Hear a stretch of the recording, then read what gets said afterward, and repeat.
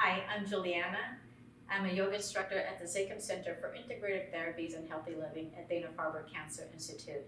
And today we're going to be breaking down Warrior One. And what we're going to do with this is we're going to break it down in ways that you can do it at home at any level, if you need to use a chair or not. So we're going to start here by stepping the left foot forward. I'm going to mirror you on this one, and your right foot back.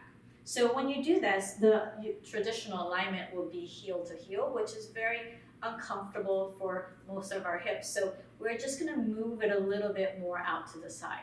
So if you need a wider base, it will give you a better stability here, right? So don't feel shy to move that foot a little bit more, even though if the traditional one is more of that alignment heel to heel. So we're going to bend that front knee.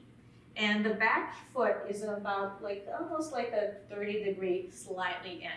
So you're going to turn your hip, so it's a little internal with that hip moving in, and the front knee, the left knee in neutral. So it becomes a little bit of a twist, which makes this pose harder actually than your Warrior Two pose.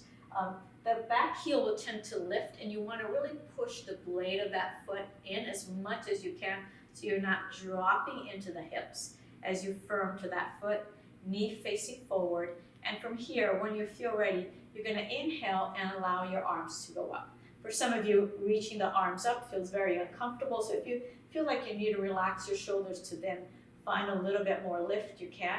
Engage your core so you're not dumping into your back as your navel pulls in, and you reach up nice and tall. And as we exhale slowly, you can shift the weight to the front foot to step closer together. I'm going to show you a side view of the pose as well. So I'm going to show you a side view of the Warrior One. So left foot forward, right foot back, and it's a little bit more forward. So as your Warrior Two might be at like a 45-degree angle, this one's a little shorter, and you're facing, the hips are trying to turn a little bit more forward.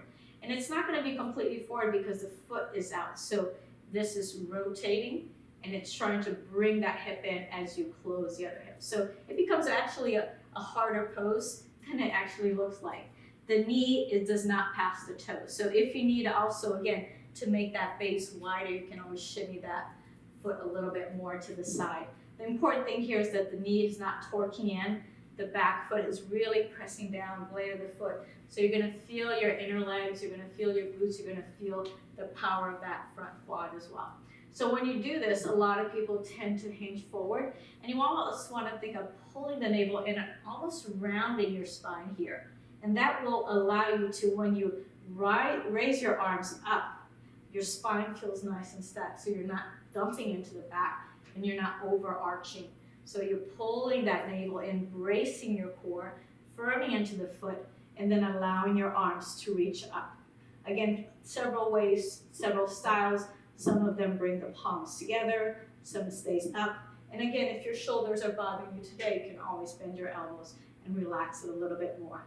Don't let that front knee pass the toes. Engage your core.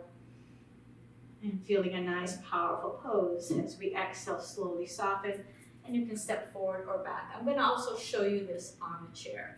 So we're going to do a Warrior One using the chair for support.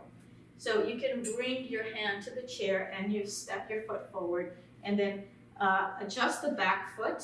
So again, you're finding that angle, and you almost want to see if you can turn your hips. Like imagine that you have two headlights here, and you're going to turn your headlights to point forward, and you bend into the knee, you engage the core, you lengthen your spine, and then you perhaps reach one arm up.